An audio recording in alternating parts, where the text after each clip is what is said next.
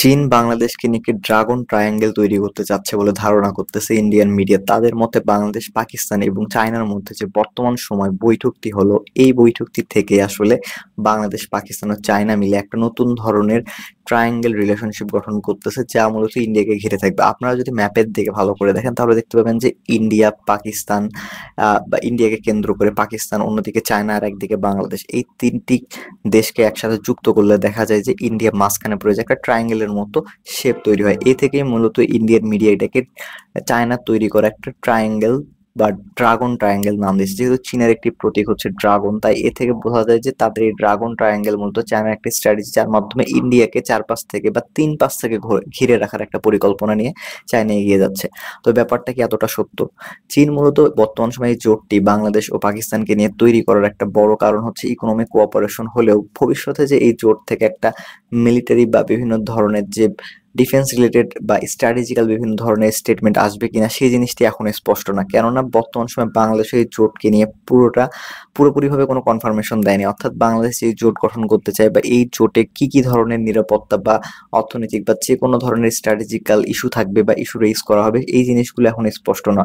শুধুমাত্র পাকিস্তান এই জিনিসটাকে নিয়ে একটা সামান্য স্টেটমেন্ট দিয়েছে, অন্যদিকে চীনের পক্ষ থেকে কিছু স্টেটমেন্ট এসেছে, বাংলাদেশের পক্ষ থেকেও স্পষ্ট কিছু কথাবার্তা চলে এসেছে, যা থেকে বোঝা যাচ্ছে বর্তমান সময় এই জোটটা আসলে কত দূর যাবে সেটি স্পষ্ট না হলেও ভবিষ্যৎ বিবেচনা করলে আসলে বা বাংলাদেশ, পাকিস্তান এবং চায়না যে ট্রায়ো রিলেশনশিপ রয়েছে, এটিকে বিবেচনা করে আসলে ইন্ডিয়া যে জিনিসটা ধারণা করতেছে যে ভবিষ্যতে হয়তো ইন্ডিয়াকে চাপে রাখার জন্য এই ধরনের একটি জোট তৈরি করা হয়েছে।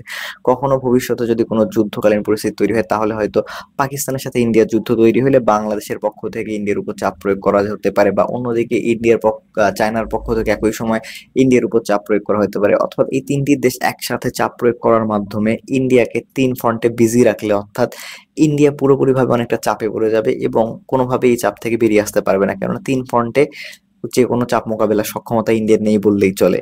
আর এক্ষেত্রে বলা যায় যে বাংলাদেশ যদি এই রিলেশনশিপে সবচেয়ে গুরুত্বপূর্ণ ভূমিকা পালন করে, আর বাংলাদেশ যদি রিলেশনশিপের মধ্যে তেমন কোনো গুরুত্বপূর্ণ পদক্ষেপ না নেয় তাহলে এটার আসলে তেমন কোনো ভ্যালিডিটি থাকে না। অর্থাৎ এই যে ট্রায়োর কথা বলা হচ্ছে বা ট্রায়াঙ্গেল রিলেশনশিপের কথা বলা হচ্ছে, এই রিলেশনশিপ মূলত বাংলাদেশের উপর নির্ভর করতেছে, কেননা ইতিপূর্বেই ইন্ডিয়ার সাথে পাকিস্তানের শত্রুতা রয়েছে, অন্যদিকে চায়নার সাথে ইন্ডিয়ার সম্পর্ক অত্যন্ত খারাপ, আর একই সাথে পাকিস্তান এবং চায়না নিজেদের মধ্যে খুব ভালো সম্পর্ক বজায় রাখতেছে। যেহেতু ইন্ডিয়াকে চাপে রাখার জন্য চীন পাকিস্তানকে হেল্প করে বিভিন্ন ধরনের ফাইটার জেট যেমন জেটেন্সি দেওয়ার মাধ্যমে, একই সাথে পঞ্চম প্রজন্মের যে J-35 যুদ্ধ বিমান সেটিও প্রায় 40টি পরিমাণ চীন পাকিস্তানকে অর্ধেক দামে বিক্রয় করার ঘোষণা দিয়েছে। চীন পাকিস্তানকে বিক্রি করবে, এতে করে কি হবে, ইন্ডিয়া আসলে চাপে থাকবে। অর্থাৎ এই দুইটি দেশ মিলে যে ইন্ডিয়াকে দ্বিপার্শ্বিকভাবে চাপ দিয়ে আসছে, এই জিনিসটি বর্তমান সময় অনেকটাই স্পষ্ট। ভবিষ্যতে এই জোটের মাধ্যমে নতুন করে বাংলাদেশ যখন এই তিনটি দেশের বলয়ের অন্তর্ভুক্ত হবে, তখন চীন চাইলে এই দুইটি দেশকে কন্ট্রোল করার মাধ্যমে, অর্থাৎ বাংলাদেশ এবং পাকিস্তানকে অনেকটাই নিয়ে ইন্ডিয়ার বিপক্ষে পুরোপুরিভাবে একটা তিন পার্শ্বীয় চাপের একটা সম্মুখীন করতে পারে। এতে করে বাংলাদেশের কিছু ক্ষেত্রে লাভ হওয়ার সম্ভাবনা রয়েছে, একই সাথে ক্ষতি হওয়ারও সম্ভাবনা রয়েছে। যেহেতু ইন্ডিয়া বাংলাদেশের সবচেয়ে বড় প্রতিবেশী দেশ, বিশেষ করে বাংলাদেশের চারপাশে বা তিন পাশে ইন্ডিয়ার বর্ডার রয়েছে, এই কারণে মূলত বাংলাদেশ যদি ইন্ডিয়ার সাথে পুরোপুরিভাবে যুদ্ধে লিপ্ত হয় বা সম্পর্ককে এমন পর্যায়ে নিয়ে যায় যেখানে ইন্ডিয়ার সাথে কোনোভাবেই আসলে আমাদের যে রেগুলার সম্পর্ক ছিল সেটাকে নষ্ট করে দেয়, তাহলে বাংলাদেশের জন্য তা অনেক ক্ষেত্রে সমস্যার সম্মুখীন করতে পারে। কেননা বাণিজ্যগত দিক থেকে আমরা ইন্ডিয়ার সাথে অনেক বিপুল পরিমাণ বাণিজ্য করে থাকি, বিশেষ করে ইন্ডিয়া থেকে ব্যাপক পরিমাণ পণ্য আমদানি করে থাকি, একই সাথে প্রায় 1 বিলিয়ন বা $1.5 বিলিয়ন মতো পণ্য ইন্ডিয়ার রপ্তানি হয়ে থাকে। এছাড়া ইন্ডিয়ার সাথে বাংলাদেশের বর্ডার টেনশন চলতে থাকলে বাংলাদেশে যে অভ্যন্তরীণ পরিস্থিতি আছে তার উপর একটা ব্যাপক প্রভাব ফেলবে, অর্থাৎ পলিটিক্যাল স্ট্যাবিলিটি থেকে শুরু করে যে কান্ট্রির স্ট্যাবিলিটি রয়েছে তাতেও একটা বড় প্রভাব আসার সম্ভাবনা রয়েছে। অর্থাৎ বৃহত্তর প্রতিবেশী দেশ ইন্ডিয়া হওয়ার কারণে তাই ইন্ডিয়ার সাথে এমনভাবে সরাসরি কোনো বা ইন্ডিয়ার বিপক্ষে এমন সরাসরি কোনো জোটে যুক্ত হওয়ার বাংলাদেশের প্রয়োজন নেই বর্তমানে, কেননা বাংলাদেশের সাথে ইন্ডিয়ার সম্পর্ক এতটাও খারাপ না যে বাংলাদেশকে পুরোপুরিভাবে ইন্ডিয়ার সাথে যুদ্ধ জড়াইতে হবে।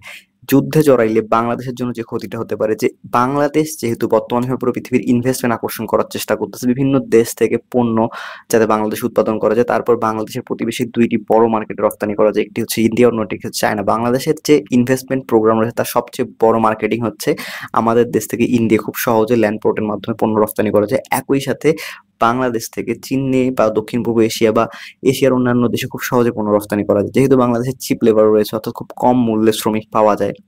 তাই এই মার্কেটিং স্ট্র্যাটেজিটা বাংলাদেশকে অর্থনৈতিকভাবে উন্নয়নের ক্ষেত্রে এবং বিভিন্ন দেশের বিনিয়োগ আকর্ষণ করার ক্ষেত্রে অনেকটা অগ্রগামী করে। কিন্তু বাংলাদেশ যদি সরাসরি ইন্ডিয়ার বিপক্ষে কোনো বড় জোটে অংশগ্রহণ করে, এতে করে বাংলাদেশ লং টার্মে অনেকটাই ক্ষতির সম্মুখীন হওয়ার সম্ভাবনা রয়েছে। বর্তমানে ইন্ডিয়ার সাথে বাংলাদেশের একটা টালমাটাল পরিস্থিতি থাকলেও আসলে লং টার্মে ইন্ডিয়ার সাথে বাংলাদেশের ভালো সম্পর্ক রাখাই আসলে বুদ্ধিমানের কাজ হবে। যেহেতু বাংলাদেশের বৃহত্তর প্রতিবেশী ইন্ডিয়া এবং ইন্ডিয়ার সাথে আমাদের অনেকগুলো ট্রেডি রয়েছে, বিশেষ করে ওয়াটার থেকে শুরু করে বিভিন্ন বিদ্যুৎ সাপ্লাইয়ের ক্ষেত্রে। এছাড়া নেপাল ভুটানের বাণিজ্যের ক্ষেত্রে আমাদের ইন্ডিয়ার সাথে ভালো সম্পর্ক বজায় রাখতে হবে। এছাড়া আমাদের সমুদ্র সীমা রয়েছে।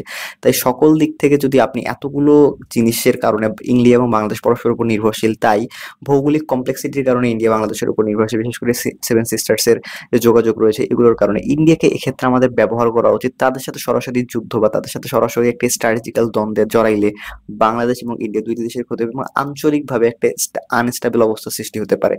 এজন্যই মূলত বর্তমান সময়ে বাংলাদেশের কখনোই উচিত হবে না যে ইন্ডিয়ার বিপক্ষে সরাসরি কোনো জোটে অংশগ্রহণ করা, যাতে করে বাংলাদেশ এবং ইন্ডিয়ার সম্পর্ক একদম তলানিতে যেয়ে নেমে যায়। তো এই বিষয়ে আপনাদের গুরুত্বপূর্ণ মতামত জানাতে পারেন কমেন্ট বক্সে। আর কোন বিষয়ে ভিডিও চান তাও জানাতে পারেন কমেন্ট বক্সে। দেখা হবে অন্য কোনো। বাই।